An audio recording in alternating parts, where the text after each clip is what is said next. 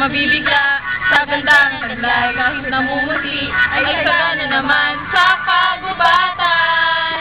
Pati sa karagatan, mabilis maakit mga turista tayo sa aking ganda at dami ng tanawin. Kaya halina, libutin ang Pilipinas. Tara let's, let's biyahe na sa Pilipinas.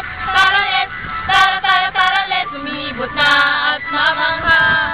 Kung sigurado ka na anong hinihintay mo, sumugod sa Luzon at tutuloy ng Baguio.